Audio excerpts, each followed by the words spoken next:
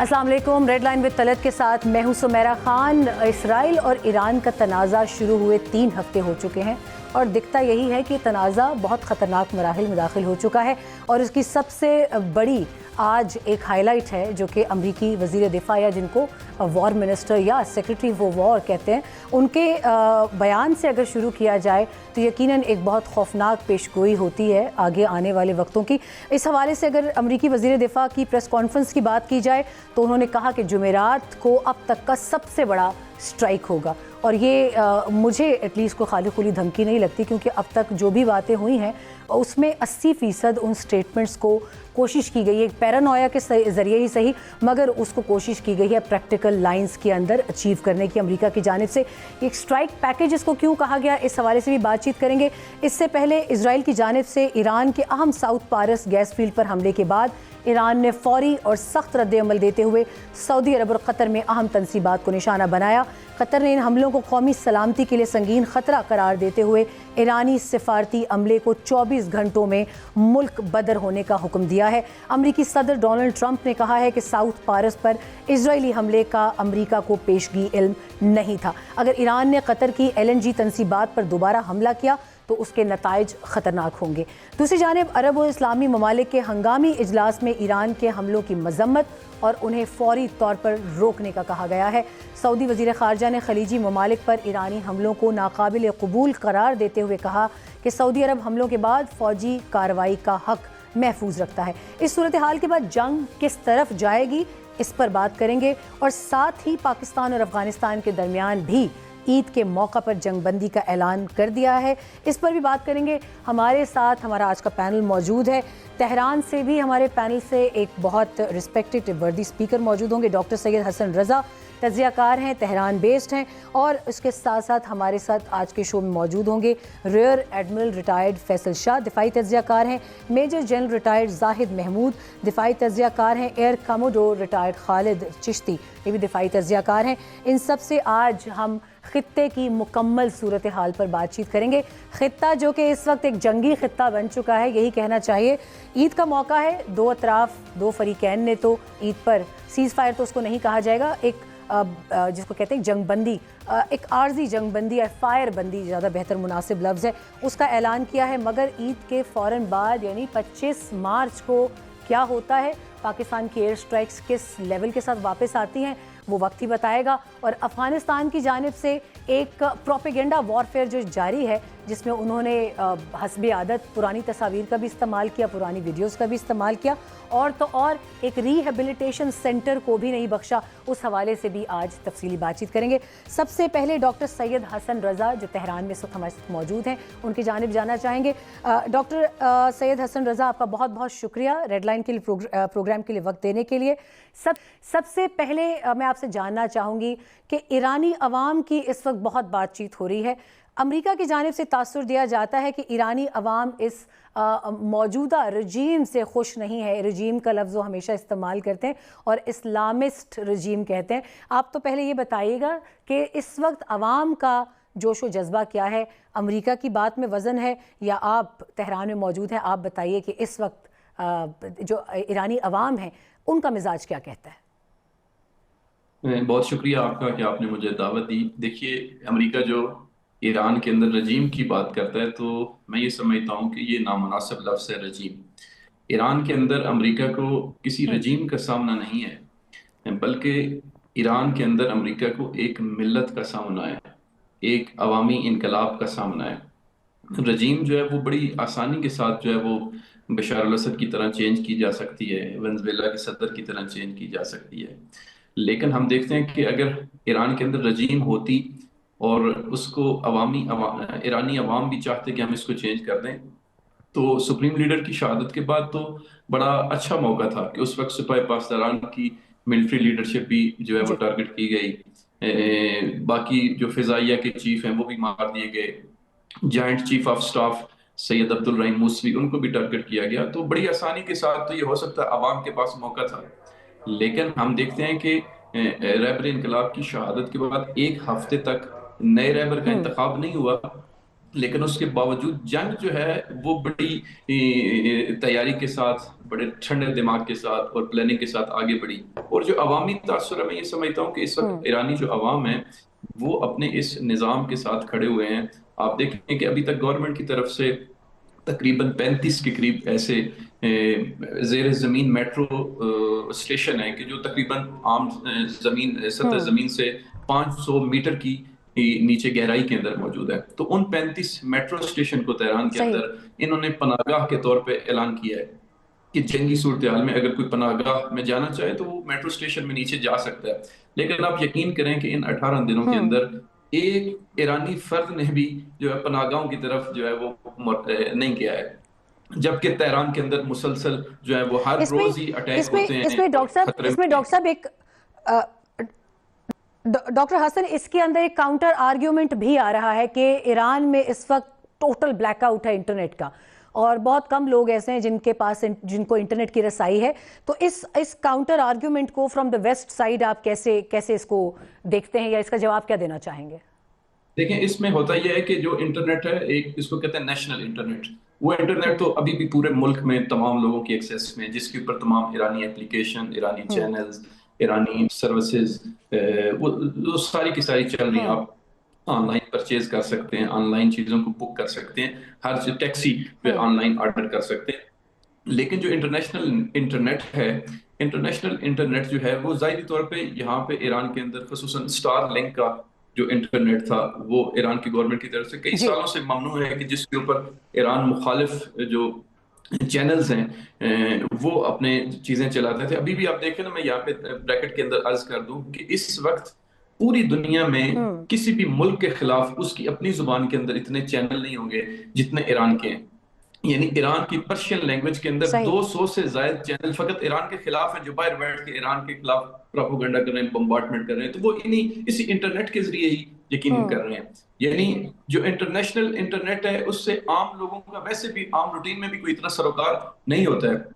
वो अपनी एक्सेस जो दाखिले मुल्क के अंदर है उस अमूर में। अब इंटरनेशनल जो लोग यहाँ पे रह रहे हैं, हमारी तरह लोग अच्छा जिन्होंने जाहिर अपने घर में डॉक्टर साहब, रब्ता करना है, मुल्क से एक बाहर और रब्ता करना डॉक्टर साहब, एक और क्विक क्वेश्चन के साथ ही फिर मैं आपसे इजाजत चाहूंगी, और अपने साथ दूसरे अपने जितने है। जी पैनलिस्ट जी। हैं उनको भी ऐड करना चाहूंगी प्रोग्राम में। एक सख्त सवाल है, और वो सख्त सवाल ये है कि ईरान एस्पनाज नेटवर्क को ब्रेक करने में या काउंटर करने में या असेस करने में नाकाम क्यों रहा है? और अमूमी तासुर दुनिया में यही पाया जा रहा है, ख़ास तौर पे till the assassination of doctor Ali Ardashir Larijani, कि उनके असैसिनेशन तक ऐसा लगता है कि बहुत डीप पेनिट्रेशन है इजरायली स्पाई क्राफ्ट की ईरान के अंदर। What do you have to say about that? ये बहुत एक ख़तरनाक जो है एक सिंपोजियम क्रिएट हो रहा है डिस्कशन के हवाले से। जी जी। देखिए, इसमें मैं अर्ज करता चलूं कि हर मुल्क की अपनी पॉलिसी होती है। मैं ये कह सकता हूं कि हम्म। मसलन अमेरिका अगर दुनिया की सुपर ताकत है तो क्या अमेरिका के अंदर इंटेलिजेंस फेलियर नहीं है? क्या अमेरिका ने इंटेलिजेंस की हम्म। मौजू के ऊपर जरबें या चोटें ईरान से नहीं खाई हैं? इसराइल ने क्या नहीं खाई हैं? मैं हम्म। आपको मिसाल दूं कि इसराइल ने, जब इसराइल के खिलाफ तूफान अल अक्सा ऑपरेशन हमास ने किया था और हमास ने वो इसराइली जनरल्स, ब्रिगेडियर वगैरह गिरफ्तार किए थे, तो 1.5 साल तक इसराइल जो है उसी गजा के अंदर जो है वो अपने बिल्कुल कैदियों को ठीक। पता नहीं चला सका कि क्या कहाँ पे क्या। ये इंटेलिजेंस फेलियर नहीं बिल्कुल था ठीक डॉक्टर इसराइल साहब, का?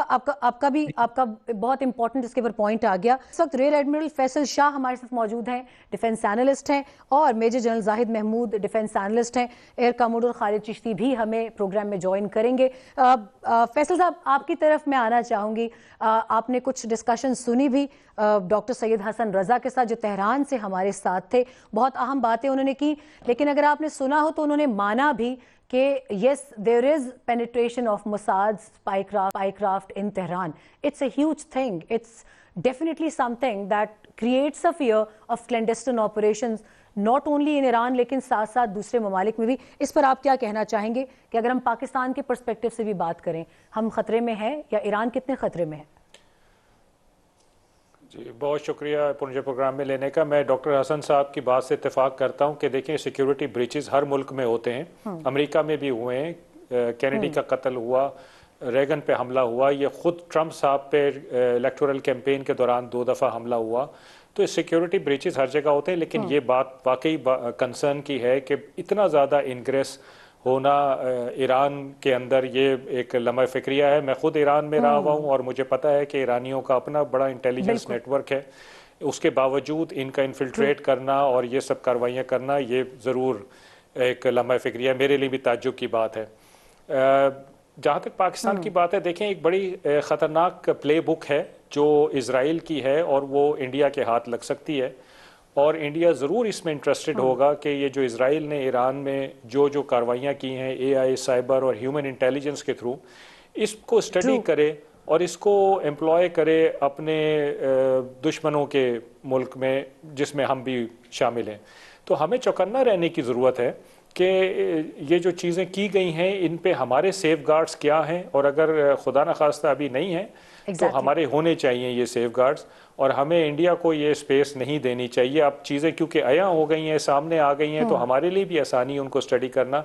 ऑल्दो कि हमारा अपना सिक्योरिटी और इंटेलिजेंस सिस्टम काफ़ी मजबूत है, और हम एक चीज़ और मैं आपको बता दूं अपने मुशाहिदे से ईरान में रहने के, कि ईरानियन लीडरशिप की जो प्रोटोकॉल और सिक्योरिटी अरेंजमेंट्स हैं वो कोई बहुत ज़्यादा मजबूत नहीं मैंने देखे अपने ज़माने में।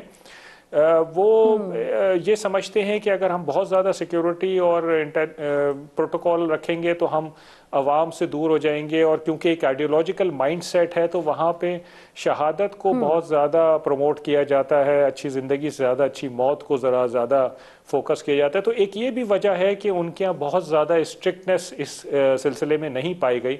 लेकिन बहरहाल जब टॉप लीडरशिप की बारी आ रही है और उनको यके बाद दीगरे शहीद किया जा रहा है, तो ईरान को इस पे फोकस जरूर करना चाहिए था। लेकिन अल्हम्दुलिल्लाह मैं समझता हूँ हमारे यहाँ काफ़ी इंटेलिजेंस और सिक्योरिटी सिस्टम मजबूत है। बिल्कुल बिल्कुल, इसमें कोई शक नहीं है। मगर इस रीजन के साथ अगर हम डॉट्स कनेक्ट करते चले, जनरल जाहिद महमूद से मैं अपना ये सवाल उनकी जानिब, जनरल साहब, I would like to throw this question to you with some same pinching points as well, कि अगर हमारा निज़ाम तो मरबूत है अल्हम्दुलिल्लाह और हम वी कंसिडर आवरसेल्फ सेफ, लेकिन क्लैंडस्टाइन ऑपरेशन जो एक कहते हैं जिसको एक माइंड सेट है या जिसको प्रैक्टिकलिटी में जिस तरीके से मोसाद कन्वर्ट करती है, अगर उसको भी सामने रखें और फिर warfare, narrative, propaganda and all these things, जिसमें सबसे बड़ा एक हथियार फेक न्यूज़ का रिसेंटली अभी उन्होंने अफगानिस्तान को भी दिया हुआ है ताकि दो अतराफ से वो हमें काउंटर कर सकें। तो इन सब चीज़ों को जहन में रखते हुए ईरान की सिचुएशन में किस हद तक पाकिस्तान के लिए लेसन्स हैं, और दूसरा ये भी बताइएगा कि उनके अब top first, second and third tier leadership जो है, अगर हम बाय नेम भी बताना चाहें तो 48 से 60 के आसपास लोग इस वक्त उनके असैसिनेट किए जा चुके हैं। तो ये आने वाले वक्तों में, अभी खासतौर पे जिस जुमेरात की स्ट्राइक पैकेज की बात की गई है पीट हेग्सेथ की जानिब से, आपको क्या लगता है अब मजीद इससे ज़्यादा खतरनाक क्या होने वाला है ईरान के लिए?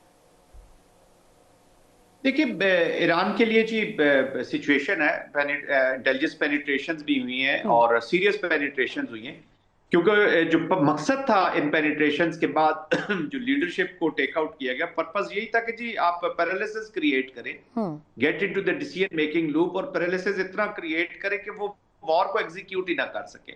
और वो ये इसी तरीके से करना चाहते हैं कि मिलिट्री लीडरशिप को टेक आउट किया जाए, पोलिटिकल आइडियोलॉजिकल लीडरशिप, क्योंकि आइडियोलॉजिकल लीडरशिप के अंदर ही तीनों, डिप्लोमेसी भी उधर ही है, पॉलिटिक्स भी उधर ही है, वॉर भी उधर ही है जी, वहीं से एग्जीक्यूट हो रही थी। तो जो ये डिसीजन मेकिंग या जो जिस तरीके पे अली लारेजानी साहब जो है, it's a huge statesman who has been taken out, वो डिप्लोमेट भी है, पॉलिटिशियन भी है, वो वॉर, वो मिलिट्री भी है, he is a strategist also. फिर उनके जो लिंकेजेस हैं रशिया के साथ, चाइना के साथ, पर्सनली पूरी दुनिया के साथ, तो वो पूरी वॉर को लेके जाए, तो it was a huge taking out of personality. तो उससे, लेकिन सिस्टम ने अभी तक बचाया हुआ, लेकिन प्रेशर बढ़ रहे हैं सिस्टम पे जी, सिस्टम पे प्रेशर बढ़ रहा है जी। ये ऐसा नहीं है सिस्टम में क्या, सिस्टम की अगर हम बात करना चाहें तो सिस्टम में कौन सा ऐसा कार्डिनल है जिसको आप क्रेडिट दे रहे हैं? ये विच कार्डिनल ऑफ द सिस्टम? देखिए, उन्होंने अपनी कैपेसिटी, कैपेबिलिटीज देखी हुई थी कि किस डोमेन में। अब जैसे एयर का अनफॉर्चुनेटली आज कंट्रोल नहीं है, अभी अपाची हेलीकॉप्टर्स का भी हम सुन रहे हैं, हम और भी एरियल मीन्स यूज हो रहे हैं वहां पे, और स्पेशली आप ये टारगेट करेंगे ये जो इनकी पाकिस्तान की नेवी है, क्योंकि कन्वेंशनल नेवी तो जो आर्टिश नेवी है वो तो काफी, उसको तो नुकसान हो गया, लेकिन दूसरी नेवी उनकी बड़ी इंटैक्ट है जी, और हुर्मस के कॉन्टेक्स्ट में अभी और भी एयर की चीजें वो इस्तेमाल करेंगे ताकि इस नेवी को भी कमजोर किया जाए और इनकी कैपेसिटीज, कैपेबिलिटीज को नीचे किया जाए। देखिए जूनियर रैंक्स के ऑफिसर्स इवन मुजैक डिफेंस के अंदर भी जो भी 33 या 31 या 33 उनकी कमांड कर रही है, वहां पे जूनियर रैंक्स मिड रैंक्स जो हैं वो इस वक्त वॉर को लेकर आगे जा रहे हैं। और ऑफ कोर्स मिड रैंक का एक हैयत होती है उसकी एक वॉर को एग्जीक्यूट करने की, डिसीजन मेकिंग की, तो वो जो सेट पैटर्न्स है उन्हीं पे चलेगी। अगर कोई कॉन्टिजेंसी प्लान करना है या कोई वॉर में तब्दीली लानी है या अप्रोच में तब्दीली लानी है तो उसके लिए जरा प्रेशर जरूर बिल्ट होते हैं। तो आई थिंक इस वक्त तो वो चल रहा है, लेकिन जिस तरीके से ईरान ने मिलिट्री रिस्पॉन्स जो है ना जी, या जो जवाब है क्विड प्रो को में, वो इकोनॉमिक प्रेशर पॉइंट्स एस्टेब्लिश करके दे रहे हैं।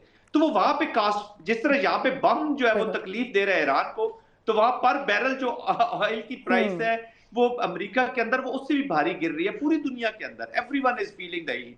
तो अब पूरी दुनिया, अभी देखें ना, ओमान के फॉरेन मिनिस्टर बयान देते हैं, अमेरिका को क्रिटिक कर रहे हैं कि उन्होंने वॉर सही नहीं चले, वो भी उधर ही है, वो भी नेगोशिएशंस के टूटने पे दुखी हैं, वहां पे प्रेशर बिल्ड हो रहे हैं। Qatar, gulf countries of course, वहां पे प्रेशर बिल्ड हो रहे हैं। तो उन्होंने डिप्लोमेटिक प्रेशर को वेपनाइज कर दिया, उन्होंने डिप्लोमेसी को वेपनाइज कर दिया, पॉलिटिक्स को वेपनाइज कर दिया।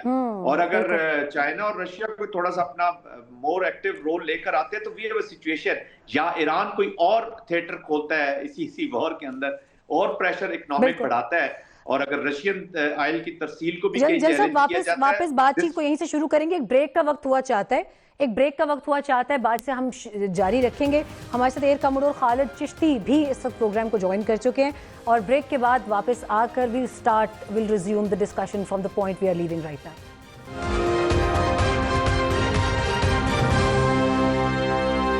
Welcome back to Red Line with Talat, और प्रोग्राम में बातचीत का आगाज़ वहीं से करते हैं। Air commodore Khalid Chishti programme को ज्वाइन कर चुके हैं।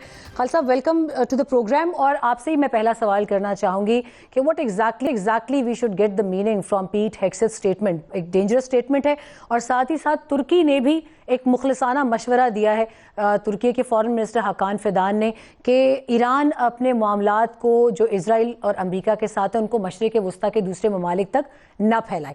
आपसे मैं जानना चाहूँगी कि इसके ऊपर आपकी क्या टेक है, what do you have to say about it? जी बहुत शुक्रिया सुमेरा, आपने इनवाइट किया। देखिए बड़ी अलार्मिंग सिचुएशन है, और ये बिल्कुल ऐसे ही वक्त आती हैं हमेशा जब पाकिस्तान की रेलेवेंस बनती है, और जब भी पाकिस्तान एक स्टेबलाइजिंग फोर्स के तौर पे दुनिया मानना शुरू करती है तो बहुत सारे सेगमेंट्स खड़े हो जाते हैं, चाहे वो स्पॉन्सर्ड हों, चाहे वो अपने इनिशिएटिव इंटेलिजेंशिया हो, वो फिर एक शक व शुबहात की एक एनवायरनमेंट क्रिएट करना चाहते हैं पाकिस्तान के खिलाफ। तो ये उसी की कड़ी लग रही है, लेकिन जाहिर है इसको हमें सीरियस लेना चाहिए, इसको हम इग्नोर नहीं कर सकते। जैसे आप जिसकी तरफ इशारा कर रही थी, और मैं भी ऑनरेबल गेस्ट को, दोनों को, जनरल साहब को, एडमिरल साहब को सुन रहा था, तो ये बिल्कुल एक पॉइंट टू नोट है। लेकिन ये एक हम आदी हो चुके हैं, हमने एक बड़े जिम्मेदार स्टेट के तौर पर हमेशा एक्ट किया है। हम न्यूक्लियर आज भी हैं, लेकिन शायद सबसे ज्यादा रिस्पॉन्सिबल है। हमारा जो यूरेनियम एनरिचमेंट या माल फंक्शन या स्टील या चोरी होने के इंसिडेंट्स हिंदुस्तान में तो हुए हैं, लेकिन हमारी तरफ ऐसा कोई इंसिडेंट नहीं हुआ, हमारे यहाँ नहीं हुआ। तो ये प्रोपेगेंडा का हिस्सा है, और ये उसी के डिजाइन है जो हम पहले समझते हैं। जो आप बात कर रही थी कि तुर्की और पाकिस्तान, मेरा ख्याल है जो कतर के फॉर्मर प्राइम मिनिस्टर ने भी आइडिया दिया है, लेकिन वो तब पॉसिबल होगा कि हमारे अरब जो दोस्त हैं वो उसमें ज्वाइन करने के लिए विलिंगनेस हो, और विलिंगनेस जाहिर तब होगी जब ये हमें पता होगा कि उनकी अब अमेरिका के साथ क्या ऑब्लिगेशन है। ये उन्होंने 30-40 साल अमेरिका पे भरोसा करके देख लिया, जाहिर है कंफर्ट लेवल अपना एंजॉय किया, जो बबल्ड था ऑलमोस्ट, वो बबल फट गया। वो तो एक बबल में रह रहे थे, इमेजिन करके कि जब भी हमारे पास बुरा वक्त आया अमेरिका आएगा, सारा सिक्योरिटी टेक ओवर कर लेगा और ऐसा सबक सिखाएगा किसी ऐसे मुल्क को। वो तो अमेरिका ने खुद एक बजाय एसेट बनने की लायबिलिटी बन गया रीजन की। और फिर अफसोसनाक बात ये होती है कि जीसीसी तमाम ममालिक जो इस वक्त डायरेक्टली और इनडायरेक्टली किसी ना किसी मिलिट्री एग्रीमेंट में, अंडरस्टैंडिंग में है अमेरिका के साथ, ये 1981 से जीसीसी के मुल्क इकट्ठे हैं। लेकिन मैं इनका बड़े रिसर्च की और मैं अब तक कंक्लूड कर सका हूं कि तमाम के तमाम ममालिक ने अमेरिका से जो मिलिट्री डील की है, चाहे वो नेवल बेस दिया हो, चाहे वो एयर बेस दिया हो, चाहे वेपन स्टोरेज दिया हो, चाहे रिफ्यूलिंग दी हो, चाहे F-35 रखे, इंडिपेंडेंट डील की हुई है, एज अ जीसीसी नहीं डील किया हुआ। दैट शोज के उन्होंने, अमेरिका ने हर एक से बायलैटरल रिलेशनशिप रखे, एक दूसरे की डील का एक दूसरे को नहीं पता, क्या बेनिफिट, क्या लायबिलिटी, क्या फाइनेंशियल रिपरकशंस क्या है। तो आई थिंक एक अल्लाह ताला शायद इस पूरे रास्ते में से अपार्ट फ्रॉम द इवल एक पॉजिटिव भी चीज निकल रहा है कि एलिमेंट ऑफ रियलाइजेशन है, और एक नेचुरल लोगों इसी बात पर मैं फैसल साहब की जानिब इसी बात पर मैं फैसल साहब की जानिब जाना चाहूंगी। फैसल साहब, बड़ा क्विकली मुझे बताइएगा, आप what's your take on this कि ये जो बार बार जिस सिफारतकारी का जिक्र हो रहा है, और जाहिर है इसमें मिलिट्री फैक्टर ज़रूर होगा, ये it can not be purely a diplomatic to diplomatic thing. आप मुझे सिर्फ ये बताइए इन प्लेन वर्ड्स, ये कौन सी सिफारतकारी है जिसके ऊपर ईरान राजी नहीं हो रहा, बल्कि हर अटेम्प्ट के बाद उसके हमलों में मजीद तेजी आ जाती है? तो व्हाट्स गोइंग ऑन एग्जैक्टली? देखिए, ईरान के लिए हमें समझने की ज़रूरत है कि ये डू एंड डाई सिचुएशन है। डू एंड डाई सिचुएशन इसलिए है कि ईरान अगर आज जंग बंदी पे आमादगी जाहिर कर देता है विदाउट एनी गारंटी, तो ये जंग फिर कुछ महीनों बाद ईरान पे मुसल्लत कर दी जाएगी। आपने देखा जून 2025 में जंग हुई, ख़त्म हुई, उसके बाद दोबारा अभी शुरू हो गई। तो ये सिलसिला जारी रहेगा और ईरान इसको वंस एंड फॉर ऑल ख़त्म करना चाहता है। इसीलिए उसने अबनाए हुर्मुज़ जो उसकी स्ट्रेटेजिक कैपेबिलिटी है उसको पहले दिन ही यूज़ कर लिया और उसको उसने कंट्रोल में रखा हुआ है अपने, और पूरी दुनिया के लिए वॉर की जो कॉस्ट है वो बढ़ा दी है उसने, ताकि पूरी दुनिया इसमें शामिल हो, अपना किरदार अदा करे और वो गारंटीज लेके दे ईरान को कि आइंदा इसके ऊपर ऐसे कोई जारियत नहीं की जाएगी जैसे जब दिल चाहे इजराइल का और यूएस का वो जारियत कर दें। तो ईरान इस जंग को एक मनतकी अंजाम पे लेके जाना चाहता है। उसमें उसके लॉसेस के बारे में वो कोई इतना फिक्रमंद नहीं है, लेकिन वो ये चाहता है कि ये जंग जब भी ख़त्म हो, ईरान के लिए एक सलामती की गारंटी हो, उसकी सॉवरेनिटी के लिए सलामती की गारंटी हो, उसकी टेरिटोरियल इंटेग्रिटी की गारंटी हो। और जो 3 शराइत उन्होंने दी हैं वो बिल्कुल उस पर कारबंद मुझे लगता है रहेंगे। ज़रूरी नहीं है कि तीनों पूरी हों, लेकिन कम अज़ कम ये शर्त कि आइंदा उसके ऊपर कोई जारियत नहीं की जाएगी बिला जवाज़, ये मेरा ख्याल है वो ज़रूर चाहेगा। और ये सिर्फ ईरान के लिए ज़रूरी नहीं है। देखिए, अगर ईरान ने कोई गलत काम किया है और उसके ऊपर जारियत की जाती तो फिर तो शायद सारी दुनिया ये कहती कि ये जंग जायज़ है, लेकिन और फिर बाकी मुल्कों को परेशान होने की ज़रूरत नहीं थी, क्योंकि अगर कोई मुल्क गलत काम करता तो वो समझता कि मेरे ऊपर जारियत होगी। लेकिन अगर ईरान कोई गलत काम नहीं कर रहा था, एग्रीमेंट पे भी पहुंच गया था और उसके बावजूद उसके ऊपर जारियत की जाइए, तो तमाम मुल्कों के लिए ये परेशानी का बाइस है, पूरे खित्ते के मुल्कों के लिए, क्योंकि किसी भी मुल्क के ऊपर फिर इस तरह का नैरेटिव बना के और इस तरह की जारियत की जा सकती है। और जाहिर बात है कि फिर मुल्कों को अपने फ्यूचर के बारे में सोचना पड़ेगा। तो ये सब मुल्कों के लिए इंपॉर्टेंट है कि ईरान इस जंग को एक मनतकी अंजाम पे लेके जाए, और सिफारतकारी बिल्कुल होनी चाहिए, उसी से मसले हल होंगे। लेकिन वो सिफारतकारी ईरान चाहेगा कि उसके हक में हो और उसको एक मजबूत और मरबूत गारंटी मिले फ्यूचर के लिए। बिल्कुल ठीक है, गारंटी मिले फ्यूचर के लिए। अभी एक क्विक ब्रेक का वक्त हुआ चाहता है प्रोग्राम में, और ब्रेक में जाहिद महमूद साहब से पूछना चाहूँगी कि इस सारे मखमसे में पाकिस्तान के लिए कितना मुश्किल हो रहा है ये तमाम तर सिनेरियो डेवलप होते देखना और फिर इसको डील करना। एक वक्फे के बाद आपसे मुलाकात होती है।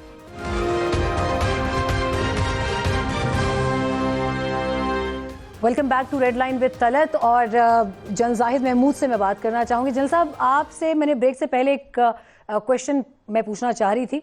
अभी ज़रा मुझे बताइएगा कि पाकिस्तान इस सारे सिनेरियो में कहाँ मौजूद है? मुझे तो लग रहा है कि जहाँ मौजूद है वो बहुत मुश्किल जगह है। हम यहाँ भी देख रहे हैं, वहाँ भी देख रहे हैं, मगर सिफारती मेज़ पर लाना शायद मुश्किल लग रहा है तमाम तर पार्टीज को। What do you have to say about this? जी, पाकिस्तान जी अल्हम्दुलिल्लाह Pakistan is playing a extremely positive role, और पाकिस्तान की उसकी वजह यह है कि पाकिस्तान ने अपना प्रिंसिपल स्टैंड लिया है। जी, पाकिस्तान ने बिल्कुल कंडेम किया इजरायली और अमेरिकन एक्शन को ऑन ईरान। पाकिस्तान ने जो बाकी इस्लामिक कंट्रीज हैं विच इज जीसीसी कंट्रीज हैं, उनके ऊपर जो ईरान का रिस्पांस किया उसको भी पाकिस्तान ने कंसर्न शो किए। और पाकिस्तान अगर कोई स्ट्रेटेजिक पेशेंस गल्फ कंट्रीज खासतौर पे सऊदी अरेबिया से उसका मुजाहरा हो रहा है, तो Pakistan is one of the instrumental countries. Pakistan, Turkiye, China, they are playing a very good role. China जो है वो साइलेंट डिप्लोमेसी के साथ बहुत अच्छा रोल प्ले कर रहा है। अनफॉर्चुनेटली जो इन्वायरमेंट है जी, मल्टीलैटरलिज्म की फेलियर है, थोड़ा सा वो उतना इफेक्टिव नहीं है जितना, और यूनिलैटरलिज्म की एप्लीकेशन है, तो ये इम्पैक्ट कर रही है। बट आई थिंक पाकिस्तान के लिए इन अ वे कि जितना ये एक हमारी एक तो अपनी पर्सनल इकोनॉमिक स्पेसेस इतनी है नहीं, हम भी उतनी इम्पैक्ट हो रहे हैं, और स्पिल और इफेक्ट्स आएंगे जी। अगर ईरान डिस्टेबलाइज होता है और अफगानिस्तान की तरफ जाता है तो पाकिस्तान बहुत बुरी तरह इम्पैक्ट होगा। दैट्स व्हाई पाकिस्तान इसका एक लॉजिकल एंड चाहता है with sovereignty and territorial integrity of Iran intact.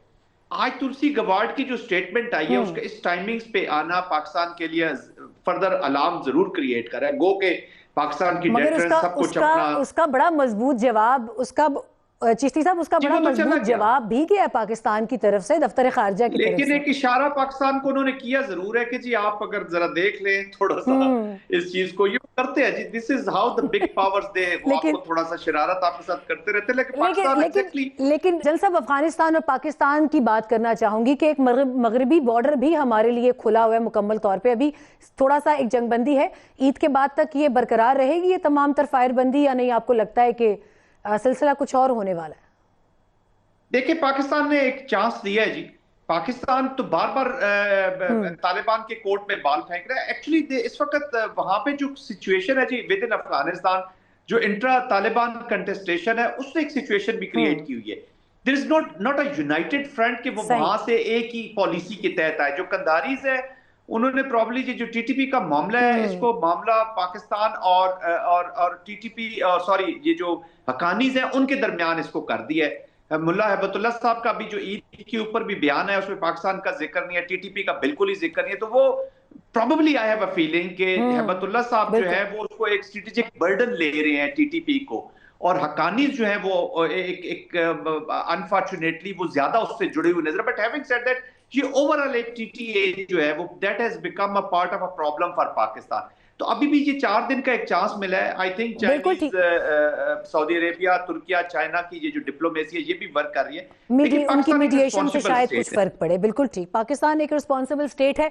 Khalid Chishti साहब की जानिब जाना चाहूंगी। प्रोग्राम का वक्त तकरीबन खत्म होने वाला है। खालिद साहब, आप बताइए कि पाकिस्तान और अफगानिस्तान के पॉइंट ऑफ व्यू से एक फेक न्यूज, प्रोपेगेंडा, ये तमाम तर हमने भरमार देखी। आखिर में उन्होंने रिहैब सेंटर को भी नहीं बख्शा, उसको भी प्रोपेगेंडा में घसीटा। इस हवाले से आप क्या कहना चाहेंगे? What is the state of Pakistan fact checking right now? Are we successful in bursting the fake news propaganda narrative warfare? जी, बहुत अच्छा सवाल है। और देखिए, मैं क्लोजिंग को ये कहना चाहूंगा, और मैं क्योंकि फॉलो कर रहा हूँ क्लोजली, कॉन्टेक्ट्स में भी हूँ पाकिस्तान कॉरिडोर्स के साथ जहाँ पे फैसले हो रहे हैं, मैं आपको कंफर्म कर सकता हूँ बिकॉज मेरे पास इमेजेस हैं। 100% पाक वज़ाइया खास तौर पर, और पाकिस्तान की दूसरी अफवाज भी, खासतौर पाकिस्तान आर्मी, बड़ा ही वेल मेजर्ड, वेल कैलकुलेटेड और बड़ा रिस्पॉन्सिबल एक्ट कर रहे हैं। मैं हर एक को ये थोड़ी सी टेक्निकल बात को आसान करके, देखिए हमारे पास ऑप्शन है बॉम्बिंग के वक्त कि हम जनरल पर्पस बॉम्ब फेंक सकते हैं जो एरिया बॉम्ब होते हैं, जो स्पेसिफिक नहीं, कम होते हैं, सस्ते होते हैं, अफोर्डेबिलिटी होती है। हम प्रिसीजन गाइडेड वेपन्स से फायर कर रहे हैं, जिसका मतलब है कि हम डायमेंशन पहले कैलकुलेट करते हैं, फिर हम उसका ऑर्डिनेंस कैलकुलेट करते हैं, फिर वेपन्स का चॉइस करते हैं, तब किया जाता है। और री-वेरीफाई कई दफा होता है through different sources, satellites, human intelligence, geopolitics, fencing, जो तरीके भी हो सकते हैं। वेरीफाई करने के बाद टारगेट किया जाता है। प्रोपेगेंडा हमारे लिए नया कोई नहीं है। हम अभी तक वो F-16 भी ढूंढ रहे हैं जो तालिबान ने मारा था, और वो जो हमारे पायलट पकड़े थे, तो दुनिया को पता चल चुका।